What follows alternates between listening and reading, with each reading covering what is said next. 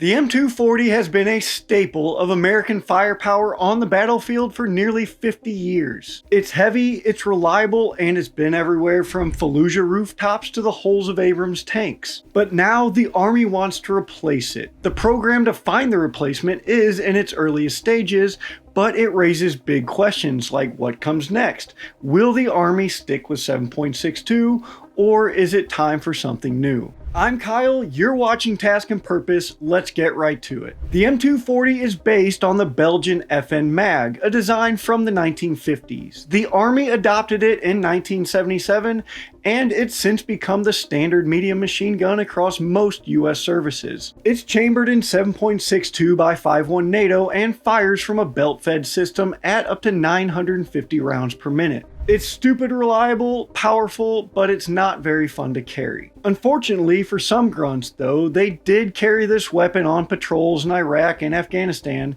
because the range and power of the 7.62 over 5.56 was often a necessity. Anyway, those poor animals were carrying a weapon that weighs in at over 27 pounds unloaded. Throw another nearly 7 pounds on there for the spare barrel and another 15 to 20 for a tripod, and now you're at 50 pounds and we haven't even started talking about ammunition. There are lighter variants like the M240L at 22 pounds and shorter ones like the M240H, but even those remain bulky by modern standards, so now the Army is asking, can it do better?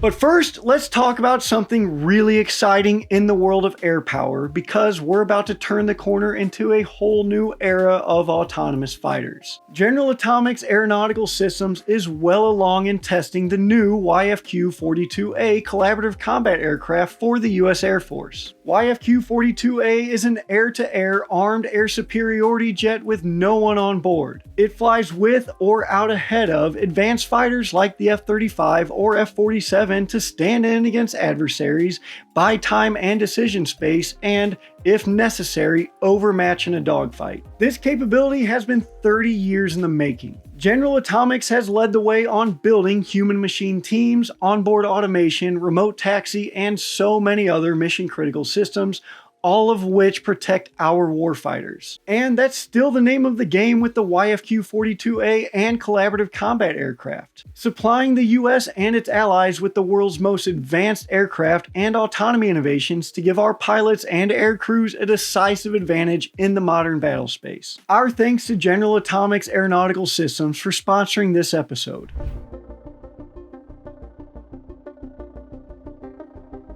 In July 2025, the Army included in its budget documents a request for funding in the amount of $3.6 million for the Future Medium Machine Gun Program, or FMMG. The request outlines a few big priorities: significantly reduced weight, improved barrel life and reliability, lower recoil, better ergonomics and soldier usability, and possibly a different caliber altogether. It's no secret that the Pentagon has been eyeing the .338 Norma Magnum round for years now, and in March it released a request for information, or RFI, on how that round could be used in a medium machine gun that can also fire the 6.8 by 5.1 millimeter SIG Fury round with a conversion kit.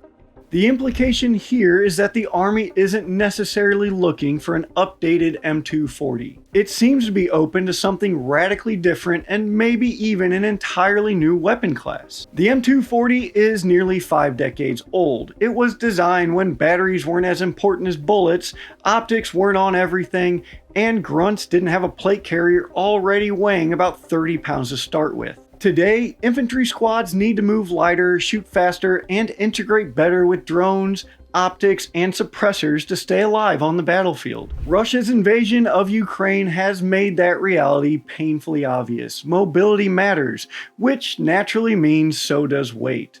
And of course, suppressive fire that doesn't slow down an entire squad will always be a goal, and that's pushing the Army to rethink what a general-purpose machine gun should be.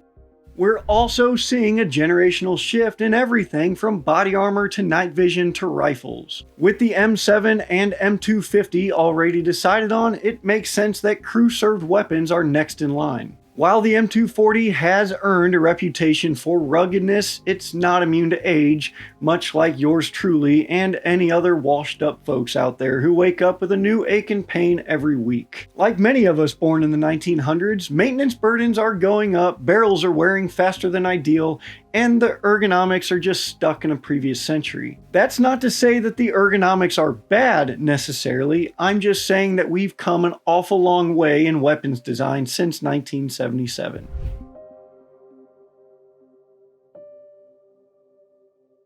Now, right now, we don't know exactly what will be competing because, as we mentioned, this is still very early on, but we can recklessly speculate based on what's been fielded or tested in recent years. First up is the SIG MG 338, chambered in 338 Norma Magnum. This gun has been tested by US Special Operations Command for years now, going back to 2020 as the MG 338. It is designed to give operators more range and punch than a 7.62 weapon without stepping all the way up to a 50 cal. It can also be set up to fire 7.62 NATO and the SIG Fury round in addition to the 338, but it does weigh in at about 25 pounds.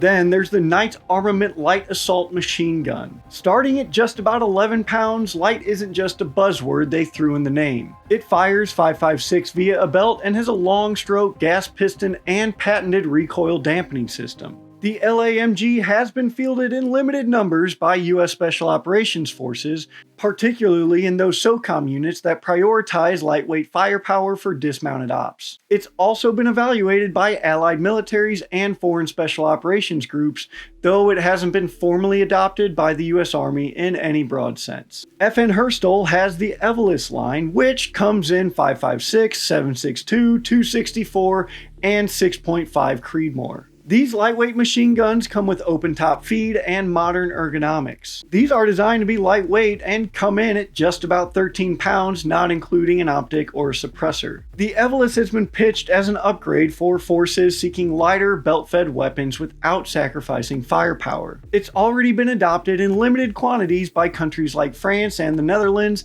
and has undergone evaluation in the UK and other NATO nations. While the US hasn't formally tested it under a specific program, FN's existing relationship with the Pentagon, especially as the maker of the M240, puts it in a strong position if the Army opens up a formal competition.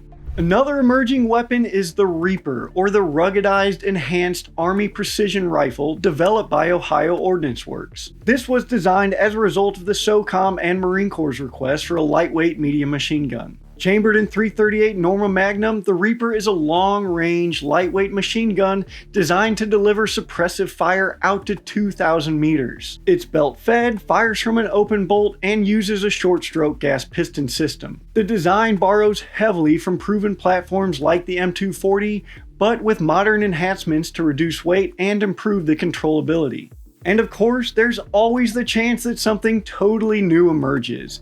They could want something based on technologies explored in Textron's now defunct LSAT program, which experimented with case telescoped ammo and extreme weight reduction. It could be a flechette slinging wonder weapon like the failed AAI ACR from the 1980s, or who knows, maybe we just decide to return to the M60, but to do that, I will urge that we should return to the Vietnam War aesthetic, kind of like Animal Mother, to really bring everything full circle.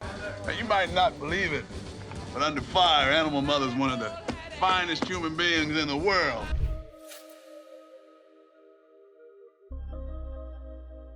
We probably need to talk about why the Army is looking so intensely at the 338 Norma Magnum round. The short answer is range and overmatch. Compared to the 7.62 by 5.1 NATO round used in the M240, 338 Norma is a much heavier 300 grain bullet, and it comes out around 2,650 feet per second. That delivers up to 5,000 foot-pounds of muzzle energy, and that's nearly double the 7.62. More importantly though, it stays supersonic past 1,300 meters and remains lethal well beyond 1,500. That alone is a serious reach advantage over the M240's typical 800 to 900 meter effective range on a point target. For infantry units facing enemy machine guns, dushkas, or vehicle-mounted weapons in open terrain, that extra reach could mean winning or just surviving in a firefight. The Army's new 6.8 by 5.1mm SIG Fury round, which is now used in the M7 and M240, brings a lot of power in a compact package, and it's optimized for short-barreled suppressed rifles like the two that we just mentioned. 338 Norma fills that middle ground though between 7.62 and the 50 cal. You get far greater range and terminal effect than 7.62 without the bulk, recoil, or logistics burden of a 50 cal system. I'm not saying that 338 is the same as 50 cal, but for what it offers, it's a great trade-off. Guns like the SIG MG 338 weigh under 22 pounds, lighter than most M240s, and are designed to be suppressor ready out of the box. For squads operating on foot, that means something similar to 50 cal power, but in a man-portable package, because as much as we would all want it to be, the M2 is just not man-portable. So that's the tactical case for 338 Norma, and it's been grossly oversimplified, so please don't thrash me in the comments for leaving out some obscure benefit or drawback.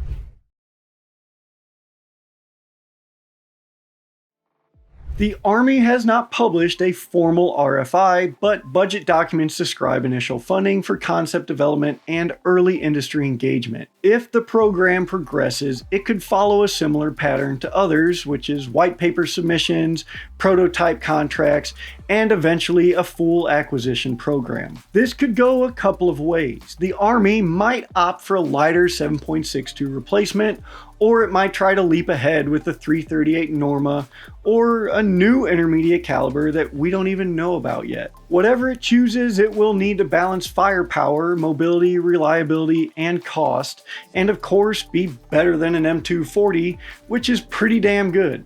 And there are also real questions here, like will this gun be shoulder fired, tripod mounted, or both? Will it integrate suppressors and smart optics?